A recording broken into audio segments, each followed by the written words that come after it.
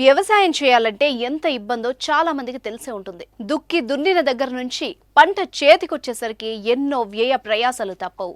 చిన్న సన్నకారు రైతులైతే స్వయంగా వాళ్లే చేసుకుంటారు. గతంలో ఎద్దులతో సాగిన వ్యవసాయం ఇప్పుడు ట్రాక్టర్స్కు చేరింది. కూలీలతో జరిగే పనులు యంత్రాలు చేస్తున్నాయి. మారుతున్న కాలానికి అనుగుణంగా యంత్రాలు అందుబాటులోకి వస్తున్నాయి. ఇప్పటికే అనేక రకాల యంత్రాలు మార్కెట్లో ఉన్నాయి.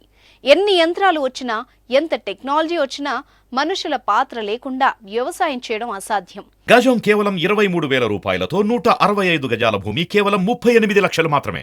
మారుతున్న ప్రపంచంలో పల్లెలకే వ్యవసాయం పరిమితమైంది. పల్లెల్లో ఉండేవారు పట్నం చేరుతున్నారు. ఊర్లకు ఊళ్లే ఖాళీ అవుతున్నాయి. వ్యవసాయం చేసే వాళ్లే కరువయ్యారు. కాస్తో కూస్తో వ్యవసాయం చేసుకుందామంటే కూలీలు దొరకడం గగనమైపోయింది.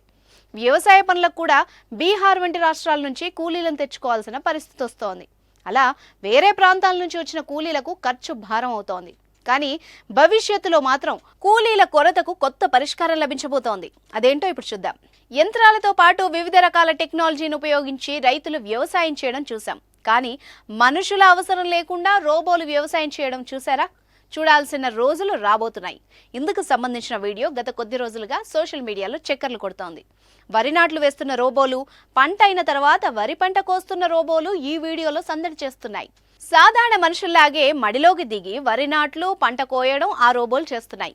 ఈ రోబోల వ్యవసాయంపై నెటిజన్లు మాత్రం పలు విధాలుగా అభిప్రాయాలు వ్యక్తం చేస్తున్నారు.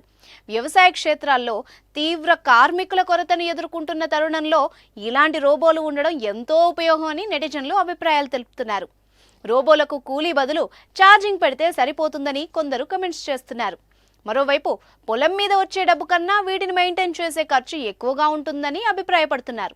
కాగా రోబోల వ్యవసాయం ఈ video artificial intelligence deep fake video అని నిపుణులు చెప్తున్నారు. ఏది ఏమైనా భవిష్యత్తులో వ్యవసాయం కొత్త పుంతలు తొక్కడం ఖాయంగా కనిపిస్తోంది.